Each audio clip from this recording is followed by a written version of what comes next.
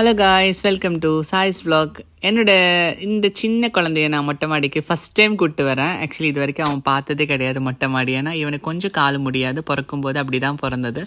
இவன் மொட்டை மாடியில் வச்சதும் இவனுக்கு என்ன பண்ணனு தெரியல, அவ்வளோ ஒரு மாதிரி ஒரு த்ரில்லிங்காக எக்ஸைட்டடாக இருந்தது. ஃபஸ்ட்டே பார்த்து என்னென்னா காக்காங்க தான், நான் எக்கச்சக்க காக்கா இருந்தது. நீங்களே பாருங்கள், இப்போ ஒரு 10-20 காக்கா மேலே உட்காந்துட்டு இருந்ததா. அவனுக்கு என்னடா இது புதுசாக இருக்கேன்னு பார்த்து அவர் அப்படி பார்த்துக்கிட்டே இருந்தது. ஏன்னா வீட்டுக்குள்ளே தான் இவன் 1 இயராக வீட்டுக்குள்ளே தான் இருக்கேன்.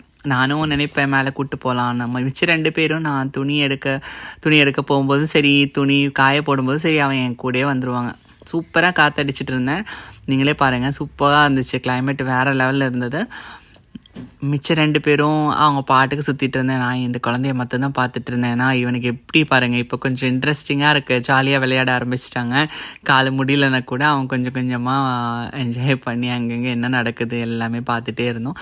ஸோ பேரலில் நான் என்ன பண்ணேன்னா, துணி நிறைய இருந்தது எனக்கு. எல்லா துணியும் நான் காய வச்சிட்டோம். அவன் பாருங்கள், அவனை அப்படியே பார்த்துட்டே இருக்கிறேன். என்னடா இது புதுசாக இருக்குது இந்த உலகமே பார்த்தேன். ஆனால் உண்மையிலே சொல்கிறேன், செம்ம த்ரில்லிங்காக இருந்தேன். என் குழந்தைய மறுபடியும் நான் தூக்கி எடுத்து கொஞ்சிக்கிட்டு எல்லா இடம் வந்து காமிச்சிட்டேன்.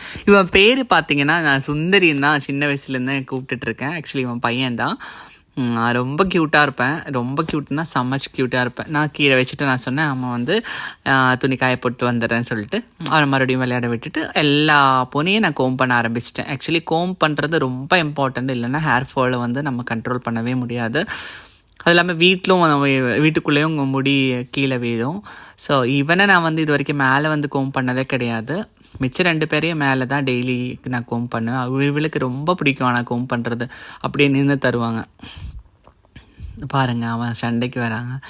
அது இல்லாமல் வந்து இவனுக்கு ஆக்சுவலி இவனோட அம்மா தான் 2 பேரும் ஒரே கலரில் இருக்க பாருங்கள். இதுக்கப்புறம் அதை பாரு, ஒரு பாட்டி உட்காந்துட்டு இருக்க பாரு பிளாக் கலரில். அவளுக்கு 4.5 இயர்ஸ் ஆகுது. அவள் வந்து பார்த்திங்கன்னா ரொம்ப ஒரு ரெக்கடான பொண்ணுன்னு சொல்லலாம். ரொம்ப திமிரு பிடிச்ச பொண்ணு.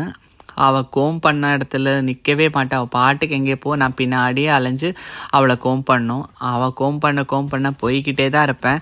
அவளை பிடிச்சி கோம் பண்ணாலும் அவளுக்கு கோவம் வந்துடும். ஆனாலும் கோம் பண்ணாமல் இருக்க முடியாதுல்ல. பாருங்கள், பண்ண அவள் பாட்டுக்கு போயிட்டுருக்கேன். நான் பின்னாடியே இல்லைன்னா வாடின்னு சொல்லிட்டேன். ஸோ கோம் பண்ணி முடிச்சதும் என் குழந்தைய நான் மறுபடியும் தூக்கிட்டேன்.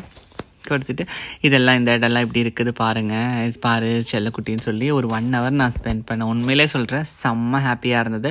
அவனும் செம்ம ஜாலியாக இருந்தது. அவனுக்கு என்னென்னா, இந்த காக்கங்களை பார்த்து ஒரு மாதிரி என்னடா இது புது உலகமாக இருக்கேன்னு சொல்கிற மாதிரி அவன் பார்த்துக்கிட்டே இருந்தேன். ஜாலியாக இருந்தேன். நான் சொன்னேன், நெக்ஸ்ட் டைம் நான் வரும்போது எடுத்துகிட்டு வர செல்லக்குட்டி நம்ம வீட்டுக்குள்ளே போகலாமான்னு கேட்டேன். சரி ஓகேன்னு சொல்லிட்டு என் குழந்தைய வந்து நான் கீழே கூப்பிட்டு போனேன். அதுக்கப்புறம் மிச்சம் 2 பேரையும் நான் சொல்லிட்டு கிளம்படியும் சொல்லி அவங்களே அமுச்சு விட்டாங்க.